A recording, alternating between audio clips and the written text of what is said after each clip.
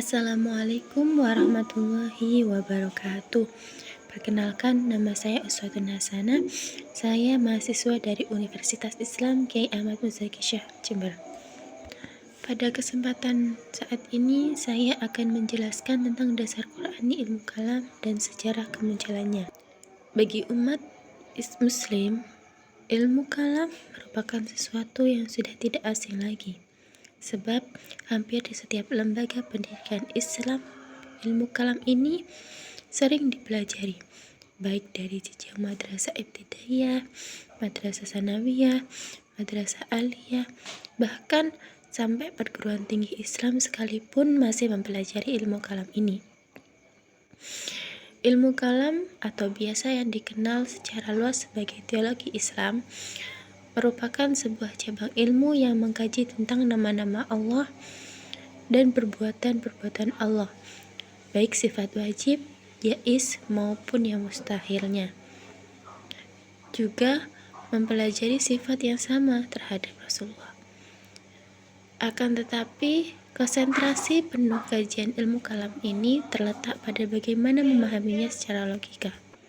Ilmu kalam muncul diawali dengan terbunuhnya Utsman bin Affan radhiyallahu anhu, yang berujung pada ditolaknya Khalifah Ali bin Abi Thalib radhiyallahu anhu, yang menimbulkan terjadinya perang Siffin yang diakhiri dengan keputusan tahkim yang ditolak oleh para pengikut Ali radhiyallahu anhu. Para pengikutnya kecewa dan meninggalkan Ali radhiyallahu anhu dan memecah pengikutnya menjadi dua golongan. Adapun beberapa faktor lain yang mendorong umat muslim mengembangkan ilmu kalam, di antaranya dengan dijelaskan secara gamblang di dalam Al-Quran, politik, dan faktor-faktor lainnya. Untuk lebih jelasnya lagi, silahkan simak penjelasan saya tentang dasar-dasar ilmu kalam dan sejarah kemunculannya. Ilmu kalam. Secara etimologis, ilmu kalam terdiri dari dua kata, yaitu ilmu yang bisa diartikan sebagai pengetahuan dan kalam yang berarti percakapan. Bisa disimpulkan bahwa ilmu kalam adalah ilmu yang mengetahui tentang percakapan. Ilmu ini juga membahas argumen-argumen yang berguna untuk meyakinkan keimanan secara logis dan disertai dengan bukti yang nyata. Adapun menurut beberapa ahli jabarkan, pengertian ilmu kalam secara beberapa seperti ini.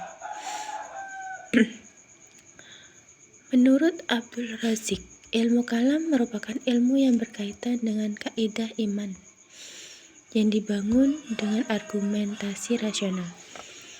Sedangkan menurut Ibnu Al-Farabi, ilmu kalam merupakan salah satu disiplin ilmu yang membahas zat dan sifat Allah secara eksistensi, yang mungkin mulai berkenaan dengan masalah dunia sampai masalah sesudah mati yang berlandaskan doktrin Islam. Menurut Ibnu Khaldun, ilmu kalam merupakan ilmu yang mengandung berbagai argumentasi tentang akidah imani yang diperkuat dengan dalil-dalil rasional. Sedangkan menurut Syekh Muhammad Abduh, ilmu kalam merupakan ilmu yang membahas tentang wujud Allah, sifat-sifat wajib, sifat-sifat jaiz yang disifatkan baginya dari sifat-sifat yang tidak ada baginya. Ilmu kalam juga membahas tentang Rasul-Rasul Allah untuk menetapkan kebenaran risalahnya, apa yang wajib ada pada dirinya, hal-hal jaiz dihubungkan pada diri mereka, dan hal-hal terlarang yang dihubungkan pada diri mereka. Dari beberapa definisi tersebut, kita bisa menyimpulkan bahwa ilmu kalam merupakan ilmu yang berbicara tentang masalah ketuhanan atau ketauhidan dengan dalil-dalil yang sahih dan pastinya benar, yang kemudian disertai dengan alasan-alasan yang rasional. Ilmu kalam merupakan cabang keilmuan dalam Islam. Tentunya mempunyai sumber kajian keilmuannya secara lengkap. Terdapat beberapa sumber ilmu kalam di antaranya, yaitu Al-Quran, As-Sunnah, pemikiran manusia, dan insting. Keempat hal tersebut menjadi sumber dasar untuk memahami ilmu kalam. Yang pertama, Al-Quran. Al-Quran merupakan sumber utama dari ilmu kalam yang merupakan sekumpulan wahyu yang diturunkan oleh Allah melalui malaikat Jibril alaihissalam, yang disampaikan kepada Nabi Muhammad SAW untuk disampaikan kepada umatnya agar menjadi pedoman hidup baik untuk keperluan dunia maupun akhirat.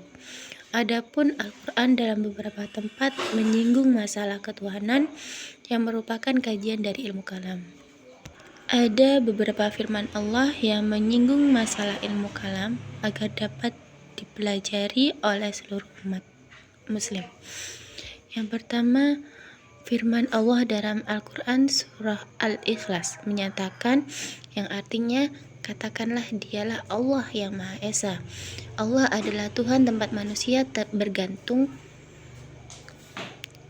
Dia tidak beranak dan tidak pula diperanakan, dan tidak ada seorang pun yang setara dengannya. Secara singkat, surat Al-Ikhlas menjelaskan tentang ketauhidan dan keesaan Allah, tentang Ia sebagai satu-satunya sembahan bagi manusia yang patut disembah. Ia adalah tempat bagi manusia bergantung diri dan memohon segala permohonan, serta Ia tidak sebanding dengan apa yang Dia ciptakan. Surat ini merupakan pokok bahasan ilmu kalam, sebab jika dijelaskan secara tauhid, memang benar bahwa Allah tidak ada yang mampu menandinginya baik dalam aspek kekuatan maupun kekuasaan, serta Ia tak dilahirkan dan tidak juga melahirkan, yang artinya Allah tidak akan pernah sama dengan ciptaannya. Akan tetapi pada praktek secara nalar, kadang-kadang manusia seringkali melupakan hal ini. Manusia sering juga menganggap bahwa apa yang terjadi pada sekitarnya merupakan keseluruhan kehendaknya. Dan yang lebih parah lagi, manusia lebih menggantungkan kehidupannya pada jabatan, harta, dan semua yang ada pada dirinya atau orang lain, yang semuanya bersifat sementara dan memiliki keterbatasan. Seharusnya manusia senantiasa menggantungkan dirinya dan kehidupannya hanya kepada Allah, serta memohon semuanya hanyalah kepada Allah. Kemudian terdapat pula dalam surah Al-Furqan ayat 59 menjelaskan tentang tempat Allah tinggal setelah menciptakan jagat raya, yang artinya yang menciptakan langit dan bumi dan apa yang ada di antara keduanya dalam 6 masa. Kemudian Dia bersemayam di atas arsy, yang mana akibat Ia melanggar janjinya akan menimpa dirinya sendiri. Dan barang siapa menepati janjinya kepada Allah, maka Allah akan memberi pahala yang besar. Dijelaskan bahwa tangan Allah berada di atas tangan mereka, yang bisa dikiaskan bahwasanya kekuasaan Allah berada di atas manusia yang dekat dengan Allah. Barang siapa yang mengikuti orang yang dekat dengan Allah, maka ia akan mendapatkan pahala yang besar dari Allah. Dan barang siapa mengingkari mereka yang dekat dengan Allah, maka Allah akan memberinya apa yang telah mereka lakukan kepada orang yang dekat dengan Allah. Dari beberapa surah yang saya jelaskan tadi, hal tersebut yang mendorong hadirnya ilmu kalam yang bertujuan untuk menjelaskan maksud dari Al-Quran secara ma'nawiyah. Sumber yang kedua yaitu Al-Hadis. Hadis merupakan sumber kedua setelah Al-Quran yang digunakan di dalam kajian ilmu kalam. Dalam beberapa riwayat, banyak menyinggung mengenai masalah ilmu kalam. Di antaranya yaitu dari Abu Hurairah radhiyallahu anhu. Ia mengatakan bahwa Rasulullah bersabda, orang-orang Yahudi akan terpecah belah menjadi 72 golongan. Kemudian hadis yang diriwayatkan dari Abdullah ibnu Umar. Ia mengatakan bahwa Rasulullah bersabda, akan menimpa umatku yang menimpa Bani Israel. Bani Israel telah terpecah belah menjadi 72 golongan. dan umatku akan terpecah menjadi 73 golongan. Semuanya akan masuk ke neraka, kecuali satu golongan saja. Siapa mereka itu, wahai Rasulullah? Tanya para sahabat.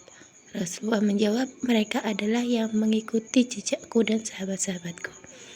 Syekh Abdul Qadir mengomentari bahwa hadis ini berkaitan dengan masalah faksi umat ini, yang merupakan salah satu kajian ilmu kalam yang mempunyai sanad yang sangat banyak. Yang ketiga, pemikiran manusia. Pada awal perkembangan pemikiran Islam, para ulama menggunakan rasionalitas berpikirnya untuk menjabarkan hal-hal yang berkaitan dengan syariat Islam sebelum pengaruh filsafat Yunani mempengaruhi dunia ilmu kalam keislaman.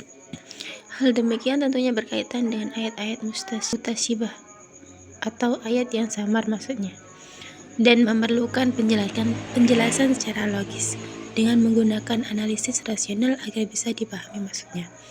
Dalam Al-Quran, banyak ayat menyuruh manusia berpikir dan menggunakan akalnya.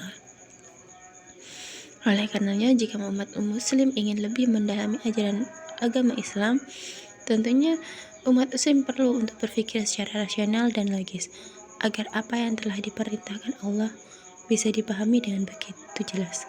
Serta dalam menjabarkan agama Islam juga akan memudahkan orang yang belum masuk agama Islam untuk memahami ajaran agama Islam secara cepat dan efektif dengan adanya penjelasan secara rasional ini. Kemudian secara insting. Berdasarkan instingnya, manusia selalu menginginkan agar dia memiliki Tuhan. Oleh sebab itu, kepercayaan manusia tentang adanya Tuhan telah ada sejak manusia pertama. Meskipun pada masa itu manusia pada zaman prasejarah cenderung memuja Tuhannya dalam bentuk batu, pohon, bulan, bintang, dan sesuatu lainnya yang merupakan anggapan memiliki kekuatan sendiri. Tetapi tetap saja insting mereka mengatakan bahwa ada sebuah zat yang menciptakan mereka dan menciptakan seluruh alam dunia ini, serta tentunya ada zat yang lebih hebat, lebih besar. Objek pembahasan ilmu kalam sedikit lebih rumit dan menimbulkan perdebatan panjang di antara aliran-aliran teologi Islam yang ada, namun perdebatan panjang tersebut dipahami bahwa haruslah dalam kerangka atau praktik Islam yang sesuai turas. Pokok permasalahan ilmu kalam terletak pada 3 persoalan. Yang pertama, esensi Tuhan itu sendiri dengan segenap sifat-sifatnya. Yang kedua, qismul nububiyah, yaitu hubungan yang memperhatikan antara Khalik dengan makhluknya. Yang ketiga, persoalan yang berkenaan dengan kehidupan sesudah mati nantinya, yang disebutkan dengan qismal al-syam'iyat. Selanjutnya, sejarah kemunculan ilmu kalam. Kapan sih ilmu kalam itu muncul? Latar belakang terbentuknya ilmu kalam dimulai dengan adanya Rasulullah yang diutus oleh Allah sebagai pembuka agama, yang merangkap sebagai kepala pemerintahan juga setelah hijrah ke Madinah. Beliau yang mendirikan sistem politik yang dipatuhi di Madinah, yang sebelumnya belum memiliki sistem politik. Setelah sepeninggalan Rasulullah, terjadilah kekosongan penguasaan politik, yang kemudian diambil alih oleh Abu Bakar, kemudian diteruskan oleh Umar bin Khattab, dilanjutkan dengan Utsman bin Affan, dan diakhiri oleh Ali bin Abi Thalib.